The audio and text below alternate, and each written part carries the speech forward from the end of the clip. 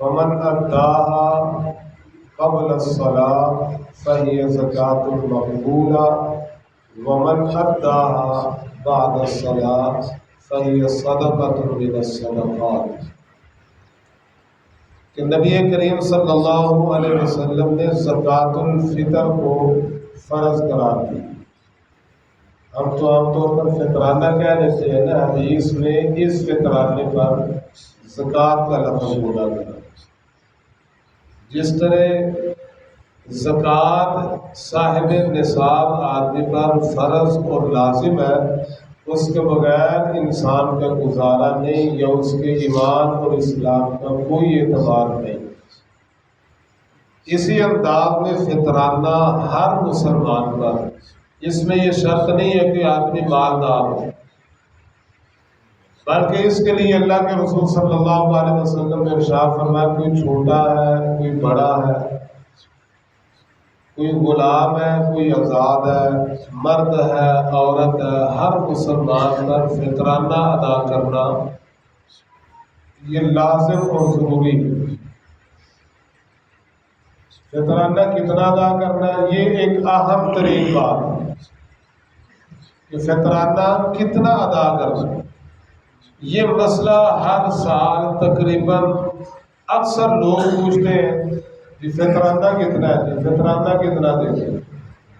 اللہ کے رسول صلی اللہ علیہ وسلم نے جو قاعدے اور جو اصول بیان کر دیے ہیں نا، وہ قیامت تک کے لیے ہیں۔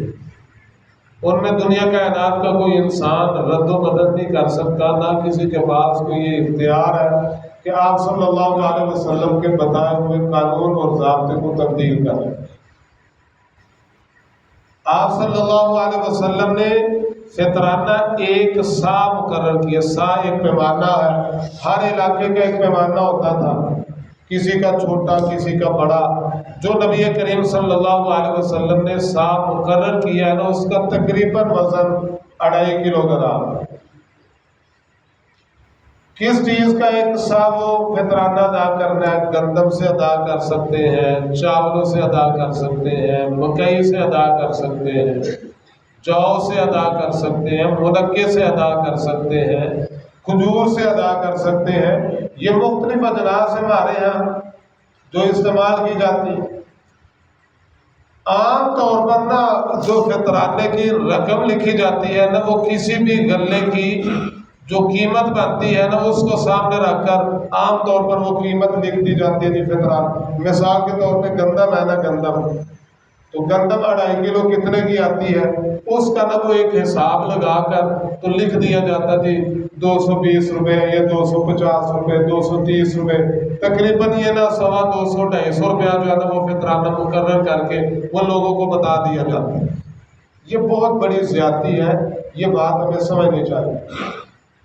اللہ کے رسول صلی اللہ علیہ وسلم نے صرف گندم نہیں مقرر کیا، بلکہ اور بھی تو اجناس ہیں نا، چاول بھی ہم کھاتے ہیں۔ کئی گھر ایسے ہیں، یقین جانیں ان گھروں میں چاولوں کے بغیر گزارا ہی نہیں ہے، ہر صورت گھر میں چاول بنتے ہیں۔ اور کئی لوگ بڑے صاحب حیثیت ہیں، بڑے مالدار ہیں، اپنے گھر میں اچھا کھاتے ہیں، اچھا پہنتے ہیں۔ اللہ تعالیٰ سب کو عطا فرمائے، یہ اللہ تعالیٰ کا فضل ہے۔ روزانہ گھر میں گوشت پکتا ہے، روزانہ گھر میں فروٹ کھایا جاتا ہے، اچھی سے اچھی چیزیں کھائی جاتی ہیں۔ تو وہ دوسری اجناس بھی دیکھیں نا، منقع دیکھیں، کھجور دیکھیں۔ کھجور کی بڑی بڑی عمدہ قسمیں ہیں، اجوا کھجور ہے، مبروم کھجور ہے، بڑی بڑی مہنگی کھجور ہے۔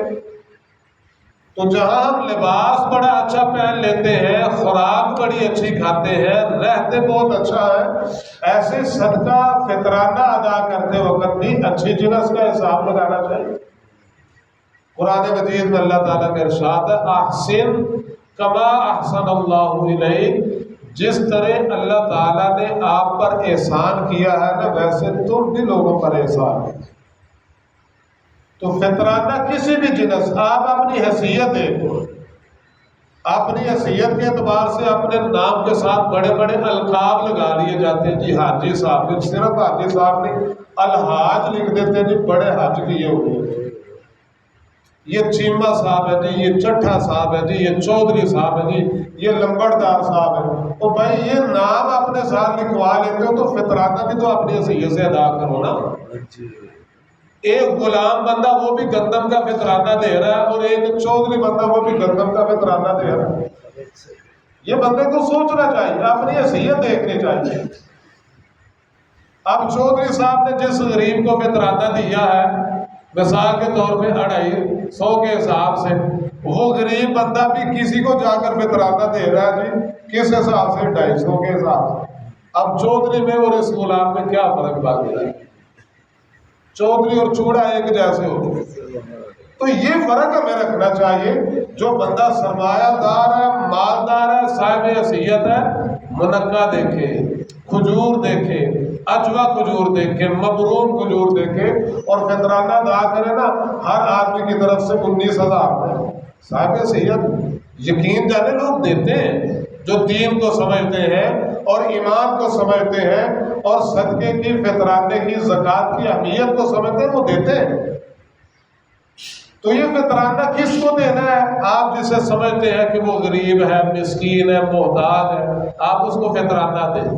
ہاں یہ بتانے کی ضرورت نہیں، لوگ پوچھتے ہیں کہ فطرانہ دیتے وقت، زکوٰۃ دیتے وقت یہ بتانا ضروری ہے کہ یہ فطرانہ ہے یا یہ زکوٰۃ؟ نہیں، کوئی ضروری نہیں۔ آپ جسے سمجھتے ہیں کہ یہ آدمی غریب ہے، کوئی عورت بیوہ ہے، یتیم بچے ہیں، مساکین ہے، یا ایک بندہ کام کاج کرتا ہے، اس کی تنخواہ سے اس کے گھر کا نظام ہی نہیں چلتا، آپ اسے جا کر اس کے گھر میں دیں جی یہ پیسے ہماری طرف سے قبول کر دیں، بتانے کی ضرورت نہیں جی یہ فطرانہ ہے، یہ زکوٰۃ، بس ویسے پیسے دیں۔ یہ نبی کریم صلی اللہ علیہ وسلم نے مقرر کیا اور فرض کیا ہے، اور باقاعدہ اللہ کے نبی صلی اللہ علیہ وسلم نے اس کا وقت مقرر کیا ہے کہ یہ عید کی نماز ادا کرنے سے پہلے ادا کریں۔ فرمایا جو بندہ پہلے ادا کر لیتا ہے اس کا یہ فطرانہ یہ مقبول ہے، اور جو آدمی عید کی نماز کے بعد ادا کرتا ہے نا، فرمایا اس کا یہ صدقہ عام صدقات میں سے، مطلب اس کا فطرانہ ادا نہیں ہوا۔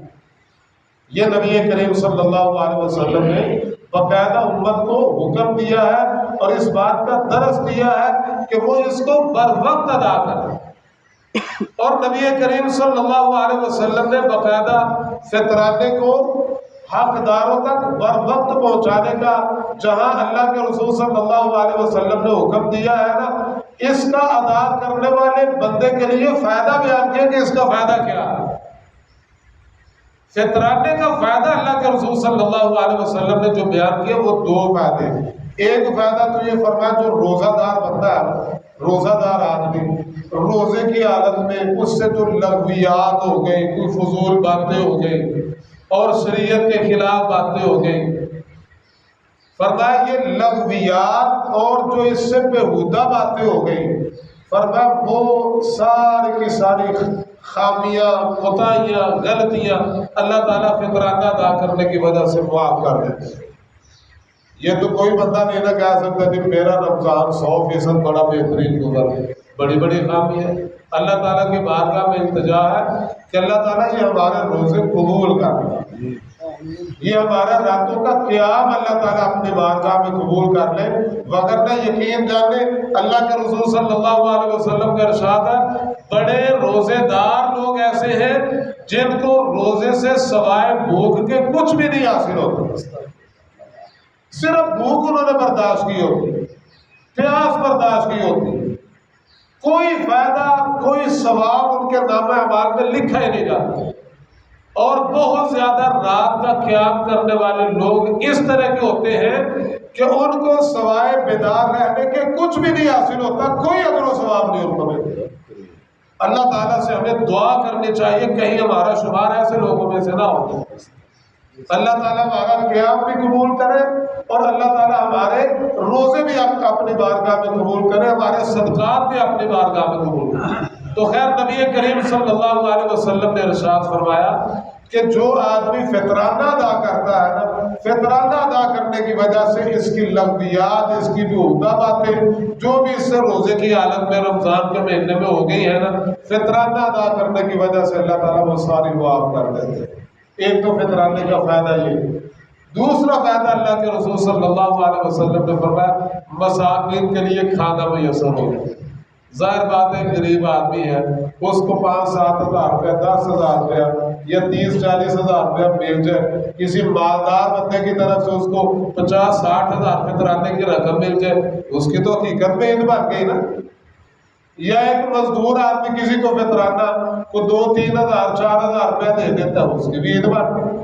تو یہ مساکین کی مدد ہے۔ یہ 2 فائدے اللہ کے رسول صلی اللہ علیہ وسلم نے بیان کیے ہیں، لہذا فطرانے کی اہمیت کو سمجھتے ہوئے اپنی حیثیت کے مطابق حقداروں تک یہ عید کی نماز سے پہلے ادا کرنا چاہیے۔ اللہ سے دعا ہے اللہ سمجھنے عمل کرنے کی توفیق نصیب فرمائے۔ وما علیہ